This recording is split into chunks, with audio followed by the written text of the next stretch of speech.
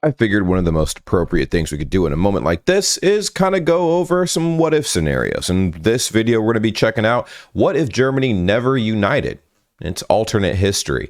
It's actually made by this wonderful YouTube channel here called Monsoyzi. So if you guys, can please go down in the description down below and show some love to that creator. He's amazing and whatnot. We're going to be checking this out. I also got this sent to me by one of you all to review this video, talk about it, react to it, and kind of go through a little discussion or whatnot. So we're gonna be checking this out together, and then we're gonna be kind of talking about the points made throughout. If you guys are new to the channel, welcome. If you guys are returning viewers, welcome back. All I ask is that you guys do me a simple little favor, and that is subscribe to this channel. We're trying to hit 500K by the end of this year, and let's go ahead and dive nose deep into this thing and see exactly what we're working with. My progress so far speaking German has been interesting. I just came back from vacation, for those who were wondering why I didn't upload for a week and whatnot. But yeah, I mean, a lot of you guys probably saw my Instagram story, so that you know exactly what's going on. I'll make a video about that, but let's go. Actually, it's me, Josh, over from Josh Sullivan History. Oh, also, one more thing. I'm gonna fix this real quick. I'll be right. Okay, we're good. I had my headphones plugged in the wrong computer. So here's a thought. What if Germany never existed? Or more accurately, what if they never united? Well, I can tell you this. A lot of the health advances they've made would have definitely not been a thing here. Pretty sure. I mean, maybe, but in different aspects, I feel like. There's so many inventions and things like that that would have been delayed for sure had Germany not been unified, and then other historical events would have not happened. But there's a lot that's going to be revealed in this video, I feel like, that I haven't even thought about, So let's see what that is. For several hundred years, Germany had been divided among a ton of smaller German states, and there wasn't really a concept of Germany. It wouldn't be until the early 19th century that Napoleon's European conquests would instill a fervent nationalism in all the countries he would invade. For the Germans in particular, Napoleon created the Confederation of the Rhine in order Confederation of the Rhine, oh my gosh. To better protect them from their allies. Quotations on the protect. The Germans absolutely hated their French occupiers and so they started to see themselves as one people. After Napoleon was defeated, many German nationalists made a push for a united Germany, but instead the German Confederation ended up being established, which was pretty much just a loose alliance between all those smaller states. Pretty much like a very cordial, hey, listen, we probably need to get together and ally for the greater good of ourselves. I mean, it's better to have somebody in your corner than nobody at all, especially at times like these, However, in 1848, after a revolution occurred in France, which toppled the French monarchy, again, revolutionary fervor spread across Europe, particularly to Prussia, which led many German revolutionaries and nationalists to once again make a strong push for unification, but it didn't work. It wasn't too long after these revolutions that Otto von Bismarck, a staunch German nationalist and monarchist, who really wanted to have German unification happen, entered the picture. Bismarck waged several wars around Europe. Firstly, in Denmark, in order to take the lands of Schleswig and Holstein. Secondly, in Austria, to secure dominance over Germany. And lastly, against France. Jesus, this man was moving. Oh my gosh. I mean, I've obviously heard of him before through other videos that I've reacted to and stuff, and of course briefly in school, but I didn't realize this man was this active. Good God, man. Convince the southern German states to unite under Prussia. Now, there's plenty of ways that Germany could have never united, whether it be having it so that Napoleon doesn't take over Germany, the 1848 revolutions don't spread to Prussia.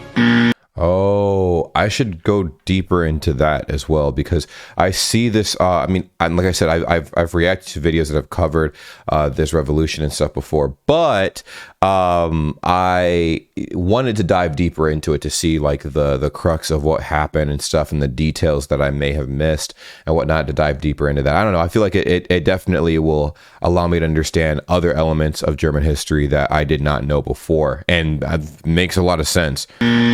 Or simply none of this happens. Oh my gosh. Those are all pretty lame ways of doing it, so let's do something better. But before we get to our scenario, let's look at some details. Okay. On May 7th, 1866, while Bismarck was brewing up what would become the Austro-Prussian War, a man named Ferdinand... So 1866, Prussia was still a thing. I wonder when officially Prussia became not a thing. So it must have been like in the 20th century, I'm pretty sure. Had to have been. There's no way that wasn't a thing. Like, that's crazy. Cohen Blind, who thought Bismarck was about to cause a civil war amongst the German states, I mean, he's not wrong, shot True. Bismarck in the back. You see, in our historical timeline, Bismarck was able to survive this assassination attempt, but in this alternate timeline, Bismarck is fatally wounded and dies. Bismarck's death would likely have the Prussian government immediately panicking, because without Bismarck to finish executing his master plan, Prussia would be in an extremely dangerous position. Oh my gosh. Since the Austro-Prussian War had been all but declared at this point, Prussia would still invade Austria and still does really well. Maybe a little too well, in fact, as without Bismarck to restrain them, the Prussians would end up pushing way too far. Which makes sense. Whew, Prussia. If I'm not mistaken, Prussia was comprised of what? Poland, I want to say Italy, but I'm probably wrong, and another state that we know it now, a country as we know it now. But it was one thing at the time. This is before they were their respective countries now. But it's insane. Like a lot of this unfolding is crazy. Vienna. The Prussian siege on Vienna would almost certainly piss off everyone in Europe, particularly Britain and France. Well, that's true. France wound up occupying, I remember, well, that was later, way later. I'm getting ahead of myself because they're covering events that happened in like the 1800s and whatnot. I'm thinking of events that happened years later, man. This is... Would see this increased Prussian aggression as a terrible threat to the current European balance of power. Britain and France would then probably end up intervening in the conflict between Prussia and Austria, drastically turning the war around in Austria's favor, allowing them to defeat the Prussians. Since Prussia would end up losing this war, German unification would come to a complete stop.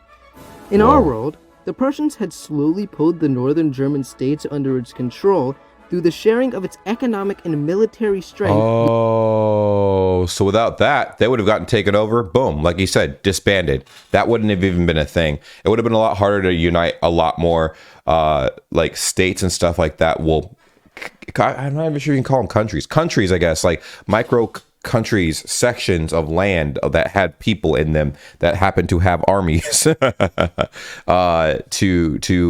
form what is currently now Germany, if not this way, right? I mean, obviously, in this scenario, if Prussia had not been a thing, then of course, maybe Germany would have unified under a different front, but who knows?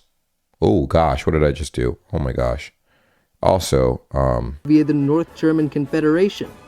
And because the northern states were largely Protestant, like Prussia had been, and held similar geopolitical interests, this partnership made a lot of sense. The southern German states, though, were largely Catholic and lead more towards Austrian interests. This war would have led to the chain of events that broke these states away from Austrian influence and allowed Prussia the opportunity to guide them instead. oh wow. But this time, things go a little bit differently. Okay. In our world, the creation of Germany drastically shifted the balance of power in not only Europe, but across the whole world. Oh, In this timeline, really? that simply doesn't happen. Once the Austro-Prussian War ends, Britain, France, and Austria would know that they needed to prevent further Prussian aggression and to restabilize Germany. The Austrians would finally retake Silesia from the Prussians, which they had lost over 100 years prior. Silesia. And is it just me, or does anybody else not know what that is? Like, I'm not sure if it even still exists. There's so many. I was so unaware of what places were called prior to, like a lot of the countries and stuff and how they're named now were entirely different, and they were under a different, like, I gotta say, allegiance or alliance or whatever back in the day. I mean, due to a lot of historical events, I'm just very unaware of like what is what now, which is crazy. I mean, it makes sense to some degree, but I don't know. Like this, Silesia, I don't know what that is, or I'm not sure if it's still a country. In the 7 Years' War, and Schleswig-Holstein would be given back to Denmark, as Britain had always opposed Prussia's actions. Schleswig-Holstein. The German Confederation would end up being re-established to bring back order in Germany. There you go. But a few changes would have been needed to be made. Since Austria and Prussia's intense rivalry would very easily destabilize the Confederation, they probably would have been left out of it completely. So, with Germany's two traditionally dominant powers being left out, most of the power in the German Confederation might have ended up going to Bavaria. What? A country which had typically sold itself as a... Y'all hear that? That means Bavaria would quite literally be the heart of Germany. The heart of Germany. It's funny because a lot of times, like I've talked about Germany and stuff before, at least stereotypes and things of that nature. People are like, bro, those are all Bavarian stereotypes. That's not like, everybody in Germany and stuff like that. Like there's different things like northern Germans do differently from southern Germans, and then East Germans versus West Germans, blah, blah, blah. And I'm like, holy shit, I didn't know that. History of the smaller German states. However, with Prussia having been effectively neutered after this war, this would have left a huge power vacuum on the continent. This power vacuum would likely end up being filled by France, who was continental Europe's traditionally dominant power and still a decently formidable military force. The border region of the Rhineland would almost certainly become a demand of France for its participation in the conflict. Napoleon III, the Emperor of France at this point in time, really wanted to prove himself as an equal to his predecessor, the real Napoleon. Oh my gosh. See, during the Napoleonic Wars, Napoleon had annexed the Rhineland because he, as well as most French people, saw that territory as part of the natural boundaries of France. And since Napoleon III's reign had been largely unsuccessful, he would most likely use Prussia's defeat in the Austro-Prussian War as a way to try to push for the re-annexation of these territories back into the French Empire. Oh, wow. However, Austria would almost certainly vehemently oppose Napoleon III's offer, wishing to protect the German people living there. And the British would also see that a French annexation of the Rhineland would cause a large amount of tension in Germany. This is insane. Well, I guess, like I said, this is kind of like a what-if scenario. So none of this is guaranteed. Because there were a lot of anomalies that we did not see coming, honestly. And I feel like that's how we got to where we are even now, So I'm not sure how you guys would see this, but it's just accurate. I mean, as far as how you would envision, Germany never being unified under these circumstances. Because I don't know, this is very detailed. I feel like this is somewhat accurate. Because of this, Napoleon III's offer would be immediately rejected, and instead, I think that the Rhineland would just end up becoming independent. However, Napoleon III would have started to become extremely bitter over this, as, in his eyes, his failure to gain any territory from a war that he won would doom his largely unsuccessful reign. Jesus. This dispute over the Rhineland would cause a wedge between Britain and Austria and France, even leading to the French starting to feel like the Austrians betrayed them. Oh, shiz. So are we getting a more aggressive France then? More tension. All of this tension would come to a boiling point when Napoleon III in complete disregard for their previous treaty, invades the Rhineland. Austria and Prussia, having been thoroughly beaten up during the Austro-Prussian War, unfortunately wouldn't be able to do anything about this, so they just begrudgingly have to sit there and let the French take the Rhineland. And so basically, like, it seems at this point it'd be more of a French dominated land. You know, I guess considering all things, because at this point the German Empire that they just described, you know, that would have been entirely different than what was at the time. Would have been taken over by pretty much France, taking a chunk of the land, Great Britain, and what did they say before? France, Great Britain, and there's a third country. Nope. Whatever that third country was. Hold on. When Napoleon III, in complete disregard for their previous treaty, invades the Rhineland. Austria and Prussia, having been thoroughly beaten up during the Austro-Prussian War, unfortunately wouldn't be able to do anything about this, so they just begrudgingly have to sit there and let the French take the Rhineland. Britain would act similarly, though the reason for sitting out would be because... Oh, they would sit out, so Britain wouldn't even have anything to do with this. They just wouldn't think it would be worth it to spark a major war with the French over the Rhineland of all places. However, just because they wouldn't end up starting a war, that doesn't mean they wouldn't start competing for influence across Europe. The most prominent case of this would probably be Italy, whose location would make them a very strategic partner to have. Since the French would have sided with the Austrians, who were pretty much Italy's arch enemy at this point, during the Austro-Prussian War, this definitely would have soured Italy's opinion of the French. The French, however, would try to fix their relationship by promising the Italians a bunch of Austrian lands that they wanted.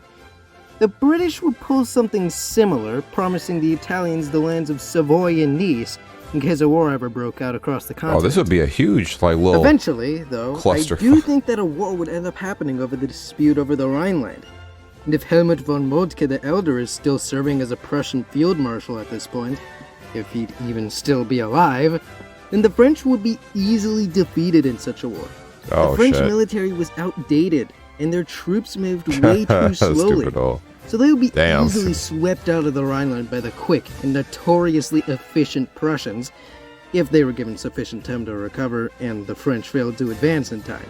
Jesus. You can thank me later for not making a French surrender joke right there. Anyways, after the war would end, the largely German region of Alsace-Lorraine would probably be given independence and join the German Confederation. The French, in their typical French fashion, would end up having another French Revolution for the millionth time, and overthrow Napoleon III, replacing him with the Third French Republic. Austria and Prussia, now knowing that they shouldn't go to war and being removed from German politics, would shift their political focus elsewhere, with Prussia now focusing on Poland and the Baltics, while Austria focuses on the Balkans and the Mediterranean. Oh, so wait a minute.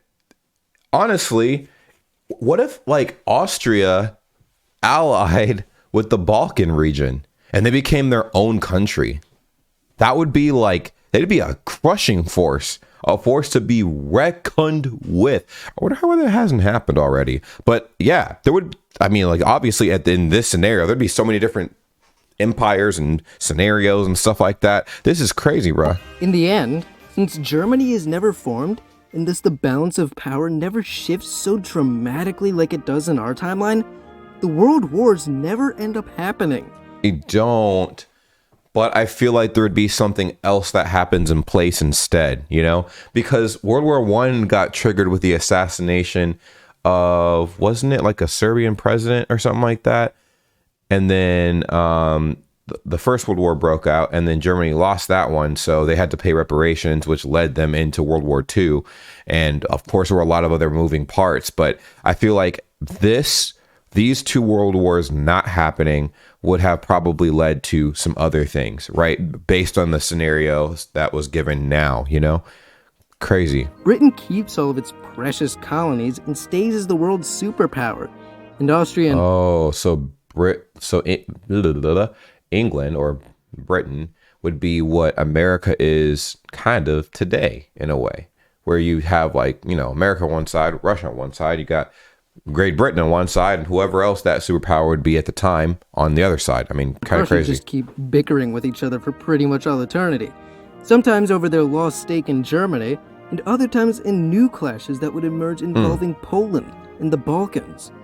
And as for all us Yanks over here, even though our navy and economy was still growing really fast at this point, the US never rises to power quite like it does in our timeline. True. But maybe we end up becoming a decent colonial power in the Pacific or something.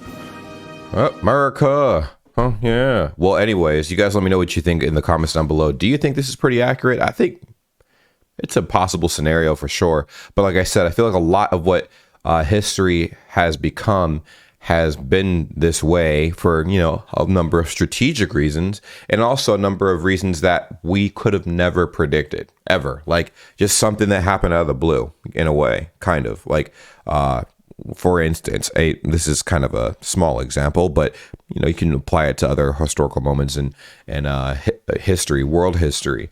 The Berlin Wall falling down, the day it fell down was actually a mistake. Something that I didn't even know until I did some research, watched a few documentaries, saw a few articles, and I'm like, whoa, it wasn't supposed to come down when it did. That was historical, huge, huge moment. And it's like, looking back at it, that was the best mistake ever made. Anyways, take care. Love you guys. Let me know what you think in the comments down below. And don't forget to subscribe. Peace.